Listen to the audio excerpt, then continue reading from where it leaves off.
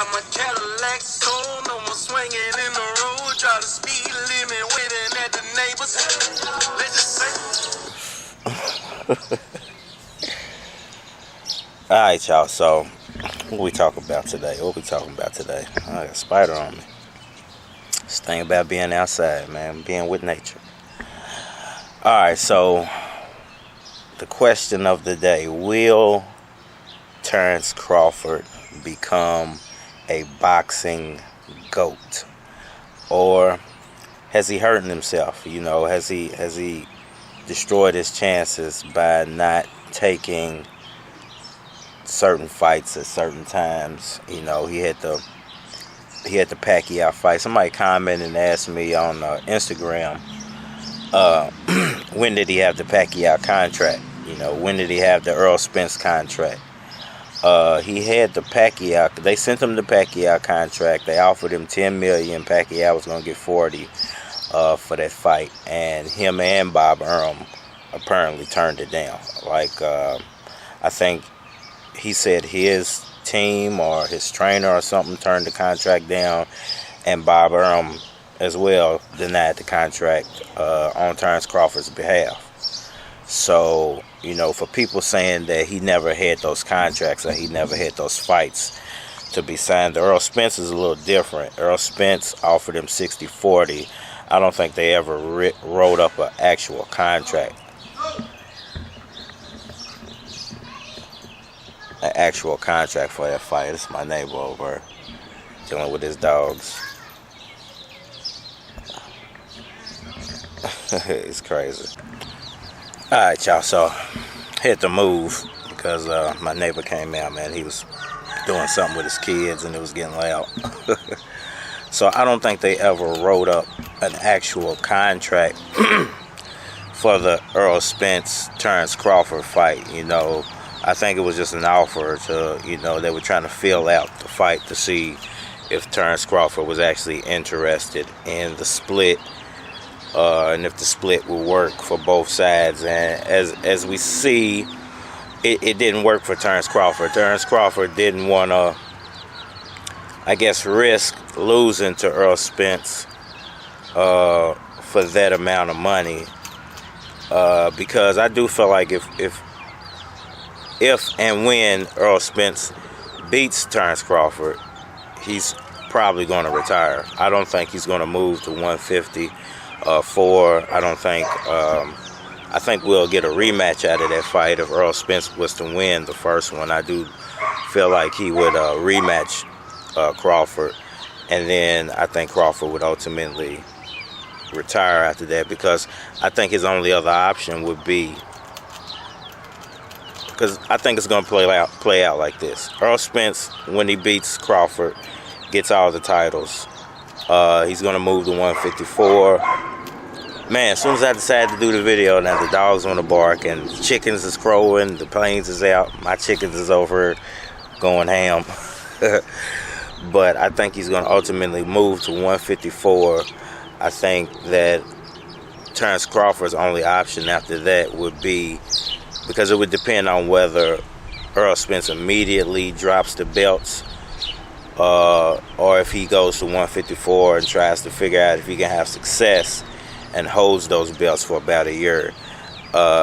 Just kind of holds them up, you know, for maybe not a full year, maybe 6, 7, 8 months, because eventually there's going to be mandatories and sanctioning bodies wanting him to defend those titles. So I think when he gets the belts from Crawford, the last belt from Crawford, he'll move to 154, and then Crawford has to make a decision. Do I stick around 147, fight the young lions, and in hope that Errol Spence has success at 154, drops the titles, and perhaps he could fight someone like Boots or Virgil Ortiz, whoever ends up with those belts, or maybe there's some type of tournament for the belts that would involve, you know, Thurman, Crawford, maybe Ugas, maybe Pacquiao could sneak back in there, and Boots Ennis, Virgil Ortiz, you know, maybe some type of tournament like that, which would be interesting to see who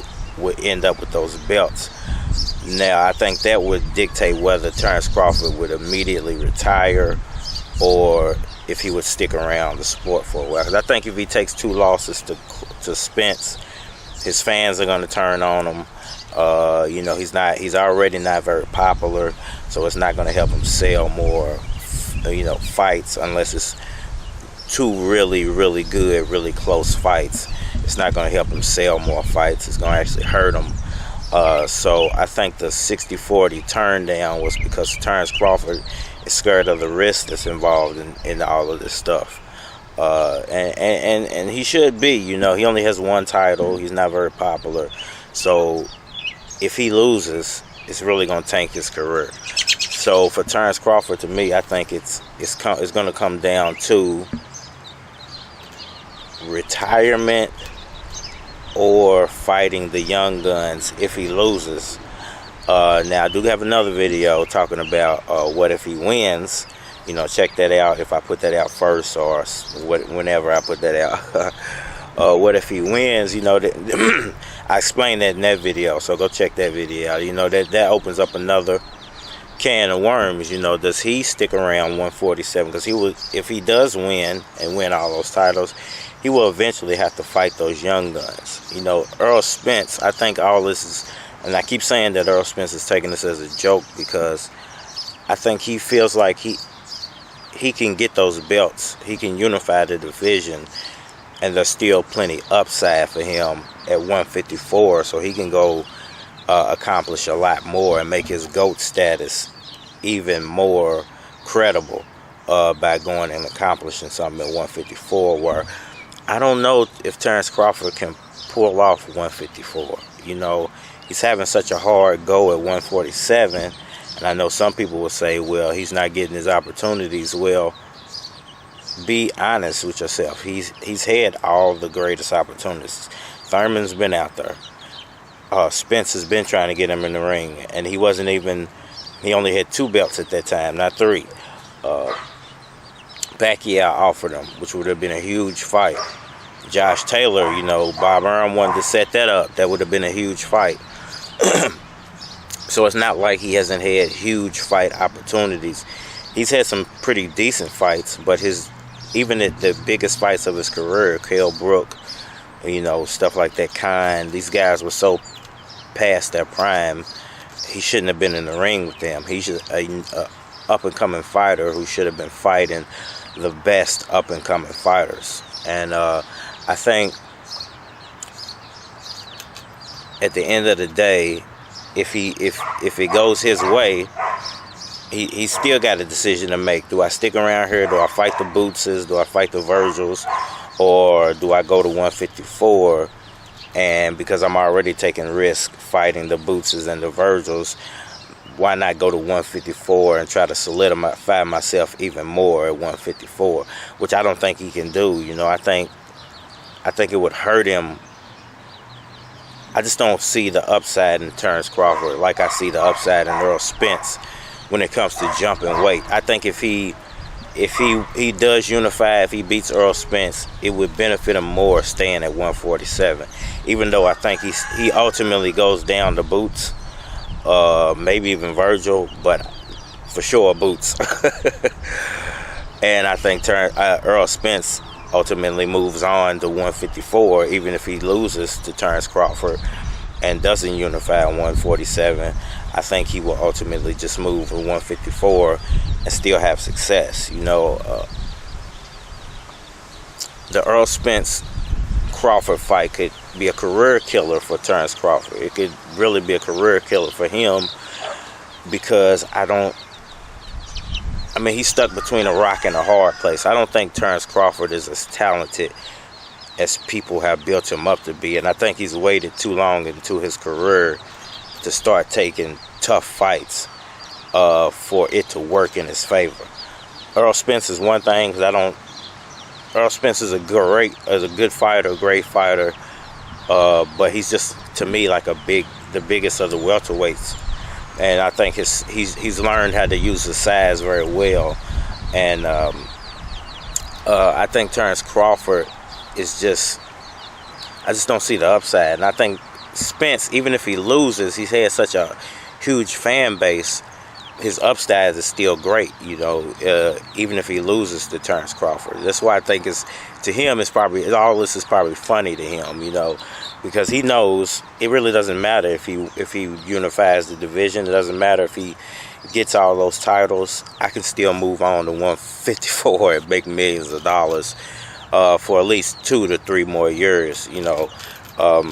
Even if he doesn't have success at 154, he has the talent to move there, and he has the body type to move there and give those guys a showing. So I know some people are going to disagree with that part, but me personally, that's how I feel. I don't think Terence Crawford can do that same thing. I don't think his body is built for that, and I don't think his the way he's built his career is built for that. I don't think the way he's marketed, I don't think his fan base is built for that, especially if he loses.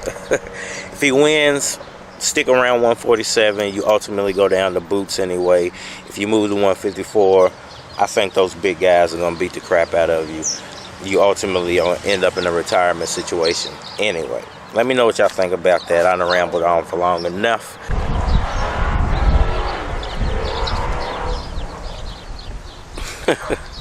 Alright, so I forgot to add, will he become a boxing GOAT? Based off of everything that we conversated about in this video, I would have to say he will be in the top 25, top 50 greatest boxers of all time. But I think GOAT status, you have to break into that top 20, top 10, top 15 to be considered a GOAT, to be considered one of the best that ever did it. And I don't think Terence Crawford will achieve that in his boxing career. Sorry about the sound, but it is what it is. Like I said, I don't think, if you're not in the top 10 to top 15, you can consider yourself a serious GOAT. You can be a great boxer, greatest of all times, but a GOAT, you got to be top 10, top 15, maybe top 20. I think Terence Crawford is a top 30, top 50 boxer. Definitely greatest of this generation, one of the greats of this generation, but not a greatest of all times. So, I'm gonna give y'all a quick garden tour, man. I got a nice garden growing this year, so I'll give you guys a quick tour of that, just to show you how I do it, you know, in my spare time. I built this chicken coop. I'm gonna put out a video of how I did that. Got my chickens down in there, my little baby, my little guys, they all down in there doing their thing. But let me show y'all my garden real fast. Cut this around. So let's give y'all a quick look at everything I got growing.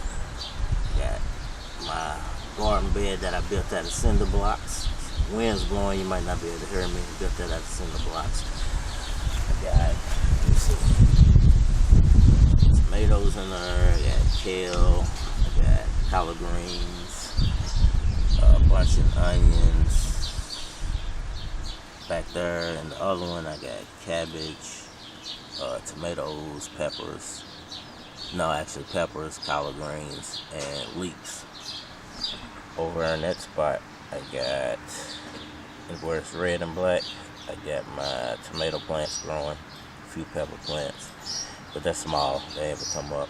I got corn in that tin back over there, tomato plants in that potter.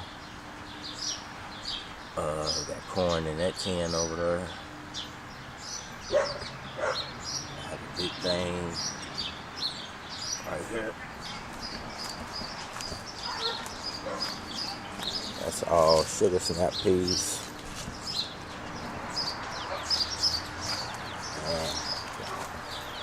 2 rain burrows I built. Onions growing. Got carrots in there. So, you know, trying to get back on my healthy tip, man, and get back on my garden tip. You know, I might start dropping some more fishing videos as well, man, just to expand the content on the channel. and show you guys how we do it in Cardinal Red land. So until next time, I think we're out of here. Alright, y'all, say goodbye.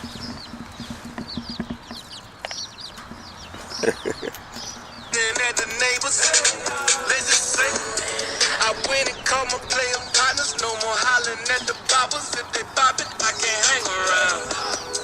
We take a picture, IG and Facebook, and I tweet it just to